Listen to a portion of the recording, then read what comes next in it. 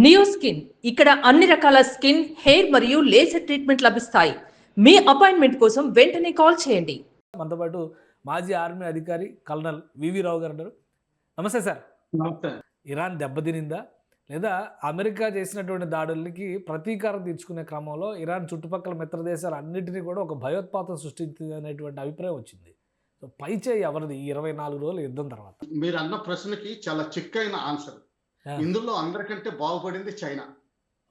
అటు ఇరాన్కి missile support ఇచ్చి, తర్వాత మెటీరియల్ సపోర్ట్ ఇచ్చి, అమెరికాని కొంచెం కిందకి దించి తను పై చేయి చూపించుకుంటా యాక్టివ్ ఇన్వాల్వ్మెంట్ లేకుండా శాంతియుత దేశం కింద కనిపిస్తా తన own oil imports first 1 week కొంచెం దెబ్బతిన్నా కానీ తర్వాత మెల్లగా యుఎన్లో ట్రేడ్ దాన్ని దింపడం ద్వారా సూపర్ పవర్ కింద ఎదగడానికి చైనాకి చాలా దోహదపడింది. ఇది శాంతియుతంగా బ్యాక్గ్రౌండ్ లో వర్క్ చేస్తా. ఇజ్రాయెల్ యుఎస్ఏ వర్సెస్ ఇరాన్ అనుకుంటే ఈ రెండు కూడా 60% ఓడిపోయినాయి, 40% గెలిచినాయి అనుకోవాలి. దీన్ని ఒక ఫిర్రిక్ విక్టరీ అంటారు యూరోపియన్ టర్మ్స్ లో. అంటే ఏంటంటే యుద్ధం గెలిచినా గానీ ఓడినట్టే లేదు. ఓడింది అనుకునే దేశం పరిస్థితి ఏంటి? ఇరాన్ ఓడిపోయింది, లొంగ తీసుకున్నాం అని వీళ్ళు చెప్తున్నటువంటి మాటలను కోణంలో చూస్తే ఇరాన్ పరిస్థితి ఏంటి? ఇరాన్ ఓడిపోలేదు, ఎందుకంటే వాళ్ళు 2 సంవత్సరాల నుంచి విపరీతంగా తయారుగా ఉన్నారు. తర్వాత బ్యాటిల్ సిమ్యులేషన్, వాళ్ళు గేమింగ్ అవన్నీ బాగా చేసుకున్నారు. తర్వాత నాయకత్వం మొత్తాన్ని, ఎందుకంటే వాళ్ళు ముందర నుంచి అక్టోబర్ నుంచి చూస్తున్నారు లీడర్షిప్ని ఎలిమినేట్ చేయడం జరుగుతుంది ఇజ్రాయెల్ మొసాద్ ద్వారా. అందుకని చెప్పి మా లీడర్షిప్ ఎలిమినేట్ అయ్యే అవకాశాలు చాలా బలంగా కనిపిస్తున్నాయి. అందుకని చెప్పి దానికి పటిష్టమైన ఏర్పాట్లు చేస్తున్నాం.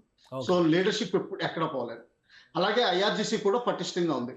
కొంచెం వెపనరీ మిసైల్స్ ఇవన్నీ స్ట్రెంత్ తగ్గిపోయింది, యూఏవీ స్ట్రెంత్ తగ్గిపోయింది, కానీ ఓన్ టెక్నాలజీ కాబట్టి త్వరలోనే మళ్ళీ రిప్లెనిష్ చేసుకునే అవకాశం ఉంది. అమెరికా మాత్రం అక్కడ రెజ్యూమ్ చేంజ్ అవుతుంది అనుకున్నారు. విద్యార్థులందరూ ఈ టెహరాన్ యూనివర్సిటీలోంచి బయటకు వచ్చేసి ఏదో నేపాల్లో జరిగినట్టు, బంగ్లాదేశ్లో జరిగినట్టు అలా జరిగిపోతుంది అనుకున్నారు. అది జరగలేదు. అలాగే మోనార్క్ కూడా తిరిగి రావడానికి ప్రస్తుతానికి అవకాశం కనిపించట్లేదు. సో ఇరాన్ మేజర్ ఇవన్నీ కోల్పోయినా కానీ ఎకానమీ చాలా డోల్డౌన్స్ లో ఉన్నా కానీ 40% సక్సెస్ రేటు సాధించింది అనుకోవాలి. ఇరాన్ మిడిల్ ఈస్ట్ కూడా తన సత్తా చూపించింది. ఎందుకంటే సున్నీ షియా దేశాల మధ్యన సౌదీ అరేబియా నాయకత్వంలోనూ ఇటు ఇరాన్కి దెబ్బలాట అవుతుంది. అందులో మేము గొప్ప అని చూపించుకోగలిగాం. ఆ స్ట్రెంత్ ఎగ్జిబిట్ చేయడంతో పాటు ఇంకోటి, డిగో గార్షియా పైన అటాక్ జరిగిన తర్వాత 4000 కిలోమీటర్ల రేంజ్ కొట్టే కెపాసిటీ ఇరాన్కి ఉంది అంటే యూరప్ కూడా వణుకుతుంది అని చెప్పిన అభిప్రాయం వస్తుంది. అలాంటి పరిస్థితి ఉందా? ఎస్, ఎందుకంటే 4000 కిలోమీటర్ల రేంజ్ లోనే యూరప్ కూడా ఉంది, including Britain and France, Norway, Sweden, ఇటువంటి ఎక్స్ట్రీమ్ కంట్రీస్ కూడా డిస్టెన్స్ వైపు చూస్తే 4000 కిలోమీటర్లు వాటి టార్గెట్స్ ని చేరుకోగలిగే స్థితి ఉంది. అవి hypersonic missiles 15 to 17 hypersonic speed లో వెళ్తా ఉంటే వాటిని రెడార్ పట్టుకోవడం కష్టం. తర్వాత వాటిని కౌంటర్ చేయడానికి మిసైల్స్ ఫైర్ చేయడం కూడా కష్టం.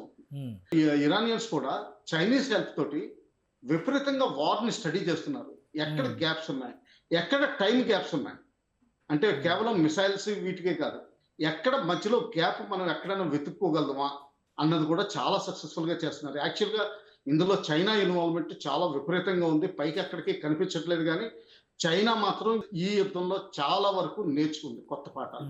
దీన్ని తప్పనిసరిగా తైవాన్లో వాడుతుంది. చైనా ఒక అగ్రరాజ్యంగా ప్రపంచానికి పెద్దన్నలాగా అమెరికా వ్యవహరిస్తుంది కాబట్టి అమెరికాకి ధీటుగా నిలబడుతుందని చైనా ఆశపడుతుంది ఆ విధంగా నిలబడాలని. ఈ యుద్ధం తర్వాత చైనాకి అలాంటి అవకాశాలు పెరిగినాయా? పెరిగినాయి, 100% పెరిగినాయి. ఇంకా తైవాన్ స్ట్రైట్స్ తీసుకునేటప్పుడు సక్సెస్ఫుల్ అయితే మాత్రం 100%. అంతకుముందు రష్యా అమెరికా ఎలాగ ఉండేయో అలాగా చైనా యుఎస్ఏ అయిపోతాయి.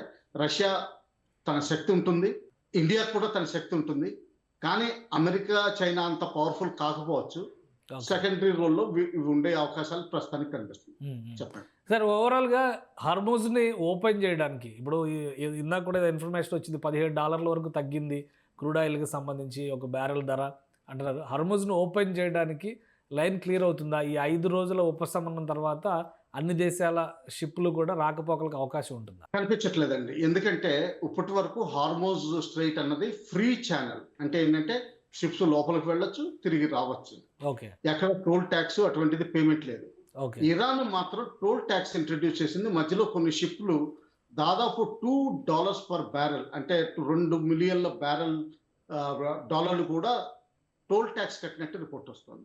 అంటే ఏంటంటే ఇప్పుడు ఇరాన్ ప్రూవ్ చేసుకుంది హార్మోజ్ జలసంధి నేను ఎప్పుడు కావాలంటే అప్పుడు మూసేయచ్చు. వాళ్ళు తలుచుకున్నప్పుడు 45 నిమిషాలు చాలు వాళ్ళకి మూసేయడానికి.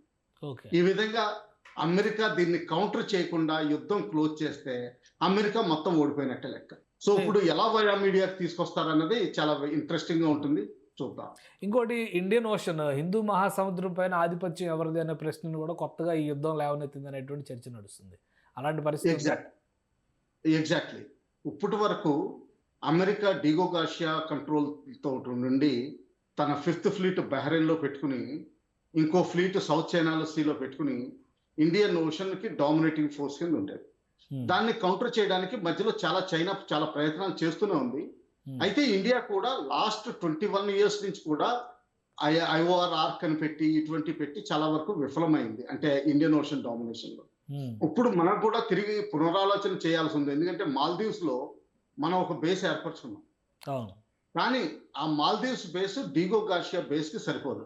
అంటే ఏంటంటే ఇప్పుడు ప్రస్తుతానికి western powers UK, USA Diego గార్షియాలో ఉండడం వల్ల ఇండియన్ స్తోమత అంత మంచిది కాదు. వాటిని కౌంటర్ చేయడానికి మన అండమాన్ నికోబార్ లో మలక్కా స్ట్రైట్స్ క్లోజ్ చేయడానికి వీలుగా గ్రేట్ నికోబార్ గ్రూప్ లో తప్పనిసరిగా బేస్ ఏర్పాటు చేయాల్సిందే. అలాగే లక్షద్వీప్ ఐలాండ్స్ లో కూడా మనం తిరిగి ఆలోచించాలి. అక్కడ కూడా ఒక కంట్రోల్ బేస్ పెట్టుకునే విధంగా, షిప్స్ ని కంట్రోల్ చేసే విధంగా మనం పెట్టుకునే అవసరం చాలా కనిపిస్తుంది. సో ఇంకోటి, ఈ బ్రేక్ అనేది కేవలం పవర్ ప్లాంట్స్ పైన, విద్యుత్ సెక్టార్ పైన జరిగేటువంటి అటాక్స్కి మాత్రమే, మిగతా యుద్ధం యథావిధిగా కొనసాగుతుంది అనే ఒక వర్షన్ కూడా వస్తుంది. అలా అవకాశం ఉందా, లేదా పూర్తిగా అంత కాల్పుల విరమణ జరుగుతుందని అనుకోవచ్చు మనం? ట్రంప్ గారి ట్వీట్, ఫస్ట్ ఒక ట్వీట్ వచ్చింది ట్రూత్ సోషల్, దాన్ని డిలీట్ చేసి సెకండ్ ట్వీట్ ఒకటి వచ్చింది. ఆ ఫస్ట్ ట్వీట్ నేను సేవ్ చేయలేకపోయాను, so I'm not able to read it again. Second tweet మాత్రం క్లారిటీతో ఉంది.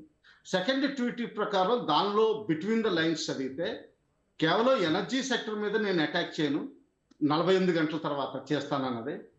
దానివల్ల మామూలు యుద్ధం జరుగుతూనే ఉంటుంది, నా ప్రిపరేషన్స్ నేను చేసుకుంటానే ఉంటాను, నా యాంటీ మైన్ ఆపరేషన్స్ నేను చేస్తూనే ఉంటాను, నేను హార్మోజ్ జలసంధి ఓపెన్ చేయడానికి ట్రై చేస్తూనే ఉంటాను అన్న పందాలోనే కనిపిస్తున్నారు. కేవలం ఎనర్జీ సెక్టర్ ని అటాక్ చేయను అనేది గ్యారంటీ ఇస్తున్నారు 5 రోజులు. సో మిగతా అటాక్స్ కొనసాగుతాయి అంటే ఇరాన్ కూడా డర్టీ బాంబ్స్ ప్రిపేర్ చేస్తుంది. అంటే యురేనియంను ఉపయోగించడం ద్వారా ఇది చేస్తే రేడియేషన్ ఎఫెక్ట్ మళ్ళీ అందులోనే ఉంటుంది. బహుశా అణుబాంబు అంత స్థాయిలో ఉండకపోయినా కానీ, బట్ రేడియేషన్ ప్రభావం మాత్రం ఇందులో ఉంటుంది అన్నది.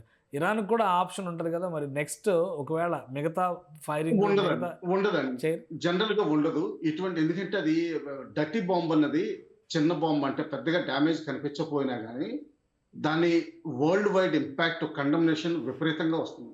సో అందువల్ల చెప్పి అది ఎక్స్ట్రీమ్, అంటే ఏంటంటే ఇక యుద్ధం ఓడిపోతున్నాం, నేను ఎలాగో ఓడిపోతున్నాను అని చెప్పి. ఒకప్పుడు సెకండ్ వరల్డ్ వార్ లో కాన్సెప్ట్ ఒకటి ఉండేది, నేను ఎలాగా చచ్చిపోతాను అనుకున్నప్పుడు గ్రెనేడ్ చేతుల్లో పట్టుకుని వదిలేసేవాడు, రెడ్ ఆన్ రెడ్ అనేవాడు. అటువంటి పరిస్థితుల్లో ఈ డర్టీ బాంబు వాడతారు తప్పితే కానీ మామూలు పరిస్థితుల్లో యుద్ధ ప్రాతిపదిక కింద వాడే అవకాశాలు చాలా తక్కువ. ఎందుకంటే అసలు ఒప్పుకోరు, ఇటువంటి డర్టీ బాంబు మా దగ్గర ఉందని కూడా ఒప్పుకోరు.